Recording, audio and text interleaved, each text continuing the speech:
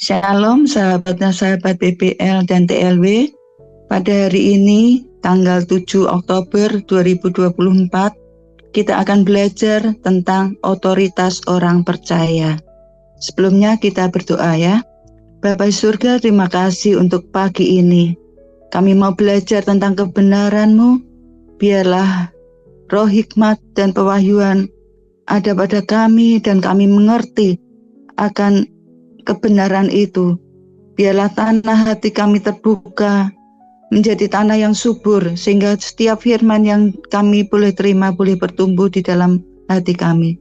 Di dalam nama Tuhan Yesus kami ucap syukur, amin. Shalom Bapak Ibu. Topik bahasan kita dalam minggu ini masih tentang otoritas orang percaya. Ketika saya memasuki rumah saya gelap ya, saya tidak langsung menghubungi PLN dan meminta PLN menyalakan lampunya. Saya sendiri yang menyalakannya. PLN menyediakan dayanya, tetapi tergantung pada saya untuk menyalakan skakelar lampunya dan menggunakan daya itu. Demikian juga doa, alasan doa tidak dijawab adalah karena orang-orang meminta Tuhan melakukan sesuatu yang Tuhan telah berikan kepada kita. Kuasa dan otoritas untuk melakukannya sendiri. Meminta Tuhan melakukan hal-hal yang Ia suruh untuk kita lakukan tidak akan membawa jawaban doa. Orang Kristen umumnya tidak mengerti otoritas yang Tuhan telah berikan kepada mereka. Orang rata-rata mendekati Tuhan seakan-akan mereka tidak memiliki kuasa atau otoritas untuk mengubah situasi mereka. Namun, orang-orang percaya bukan tanpa kuasa. Ketika kita memulai dari posisi tak berdaya sama sekali bertentangan dengan apa yang diajarkan firman, Yesus memberikan kuasa kepada murid-muridnya untuk mengusir setan-setan dan menyembuhkan segala sakit penyakit. Ini ada di Matius 10 ayat 1. Yesus juga memberikan mereka otoritas untuk memakai kuasa itu. Dan Ia memerintahkan mereka untuk memakainya. Kata Yesus, "Pergilah dan beritakanlah kerajaan surga sudah dekat. Sembuhkanlah orang sakit, bangkitkanlah orang mati, tahirkanlah orang kusta, usirlah setan-setan. Kamu telah memperolehnya dengan cuma-cuma, karena itu berikanlah pula dengan cuma-cuma." Matius 10 ayat 7-8. Yesus berkata, sembuhkanlah orang sakit. Ia tidak berkata, doakanlah, berdoalah untuk orang sakit. Memang perbedaannya mungkin tidak kentara, tetapi dalam prakteknya sangat berbeda. Sebagian besar kita orang Kristen bahkan tidak percaya bahwa Tuhan menyembuhkan kita hari ini karena mereka tidak pernah melihat apapun terjadi ketika mereka berdoa. Mereka tidak mencari manifestasi kuasa supranatural Allah. Sebaliknya, mereka memulai dari posisi tidak berdaya, mengatakan hal seperti, "Tuhan, kami bukan apa-apa. Tuhan, ulurkan tangan-Mu dan sembuhkanlah aku." Mereka meminta dan memohon kepada Tuhan untuk melepaskan kuasanya yang sama sekali berlawanan dengan perintah Yesus. Yesus memberikan kita kuasa atas semua penyakit dan roh jahat. Dia berkata, sembuhkanlah orang sakit, bangkitkan orang mati, tahirkanlah orang kusta, usirlah setan-setan. Yesus tidak menyuruh kita untuk berdoa dan meminta Dia melakukannya untuk kita. Ia menyuruh kita untuk pergi keluar dan melakukan hal-hal itu. Kita tidak melakukannya dengan kekuatan kita sendiri, karena Tuhanlah yang mengerjakan mujizat. Tetapi kita bertanggung jawab untuk bertindak. Tanpa Yesus, kita tidak ada apa-apanya. Tuhan telah berjanji bahwa Ia tidak akan pernah meninggalkan kita atau membiarkan kita. Ibrani 13 ayat 5. Setelah kita lahir baru, Tuhan menaruh kuasanya di dalam kita. Kuasa atas segala penyakit dan atas setiap roh jahat. Kita sudah memiliki kuasa Allah dan otoritasnya untuk kita pakai. Kita tidak harus meminta Dia menyembuhkan yang sakit atau mengusir roh-roh jahat untuk kita. Kuasa yang sama yang membangkitkan Yesus dari antara orang mati sekarang tinggal di dalam kita. Itu kita bisa baca di Efesus 1 ayat 19 sampai 20. Tuhan menyuruh kita untuk melawan iblis, dan iblis akan lari daripada kita. Kata lawan artinya dengan aktif menentang. Adalah tanggung jawab kita untuk melawan iblis. Kita sendiri yang harus melawan iblis. Kesakitan dan penyakit adalah pekerjaan iblis. Yohanes 10 ayat 10. Jadi ketika kita meminta Tuhan menyembuhkan penyakit kita, sebenarnya kita sedang meminta Dia untuk menghardik iblis bagi kita. Tetapi Tuhan menyuruh kita untuk melawan iblis. Jika kita tidak melawan iblis, ia tidak akan pergi. Tidak ada apa-apa pun yang akan terjadi sampai kita sendiri yang melawan iblis.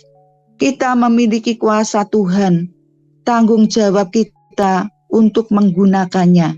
Dan untuk menjadi pemenang, kita harus mengambil tanggung jawab itu.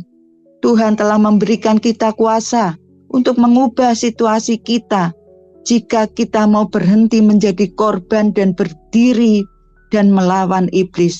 Tuhan ingin kita sehat, tapi Ia tidak akan melanggar perkataannya untuk menyembuhkan kita.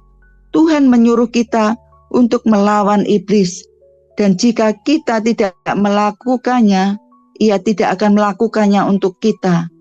Ia memberikan kita kuasa untuk membangkitkan orang mati, tapi kita harus percaya dan melawan iblis.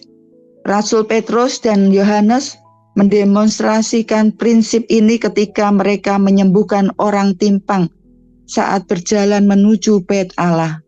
Orang itu sudah timpang sejak lahir, dan setiap hari ia duduk di samping Bait Allah, meminta sedekah dari mereka yang akan masuk ke dalam.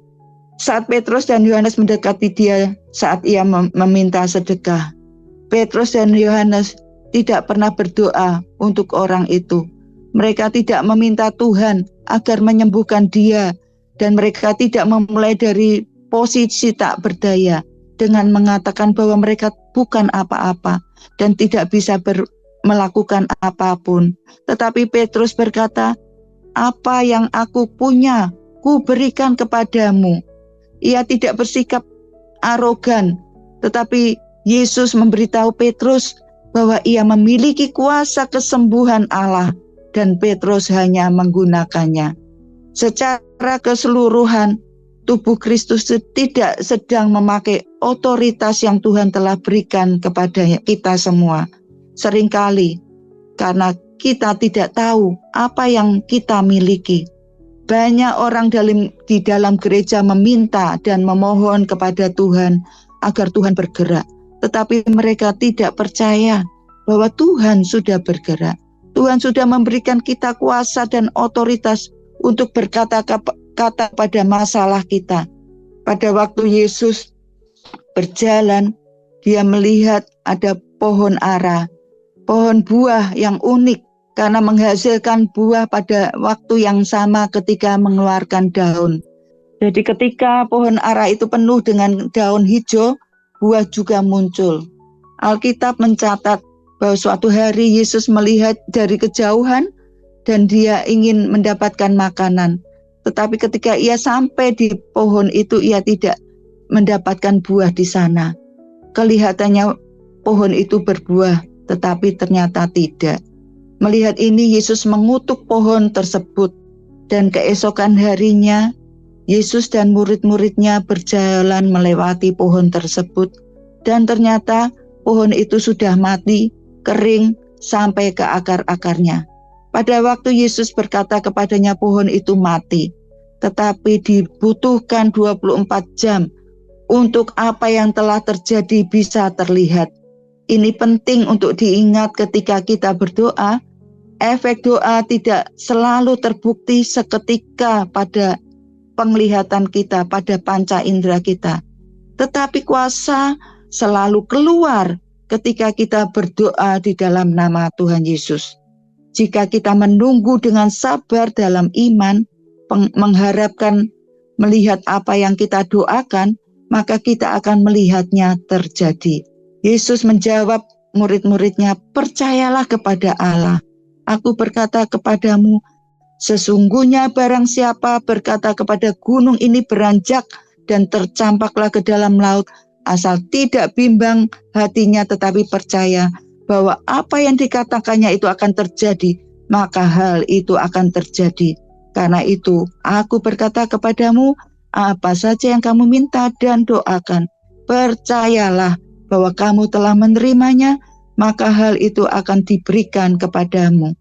Markus 11 ayat 22 sampai 24. Yesus tidak menyentuh pohon tersebut atau berusaha mencabutnya. Ia hanya berkata-kata kepadanya. Satu-satunya yang diperlukan untuk melepaskan iman dan kuasa yang Tuhan telah berikan kepada kita adalah dengan berkata-kata kepada masalah kita. Iman dan kuasa dilepaskan melalui perkataan. Yesus mengatakan barang siapa mengucapkan berkat dan mempercayai hal-hal yang ia katakan, akan mendapatkan apa yang ia katakan. Perkataan itu berkuasa. Di dalam Amsal 18 ayat 21 dikatakan, hidup dan mati dikuasai lidah, siapa suka menggemakannya akan memakan buahnya. Jadi mukjizat yang sedang kita nantikan ada di dalam mulut kita. Jika kita mau berkata-kata dan tidak ragu, tetapi masalahnya kebanyakan kita mengatakan hal-hal yang kita tidak percayai dengan segenap hati kita. Kita bimbang, dan Alkitab mengatakan bahwa yang bimbang tidak menerima apapun dari Tuhan. Yesus berkata, ketika kita berdoa, kita harus percaya dan tidak ragu di dalam hati kita. Kita tidak boleh bimbang, kita harus berkata-kata dan percaya. Yesus memerintahkan kita untuk berkata-kata kepada gunung masalah kita. Ketika ada rintangan atau masalah yang menghalangi kita perlu berkata-kata langsung kepada masalah tersebut. Tuhan tidak menyuruh kita berbicara kepada Dia dengan masalah kita dan meminta Dia menyingkirkannya, tetapi Tuhan menyuruh kita untuk berkata-kata kepada gunung dan mencampakkannya ke laut. Jika kita berkata-kata kepada gunung kita dan memerintahkannya tercampak, maka itu menyiratkan bahwa kita mengerti bahwa Tuhan sudah melakukan bagiannya. Ia memberikan kita kuasa dan otoritas. Daripada berbicara kepada Tuhan seakan-akan kita tidak bisa melakukan apapun, kita perlu percaya bahwa Tuhan telah memberikan kita kuasa dan otoritas. Sekarang ambillah otoritas kita semua dan lawanlah situasinya.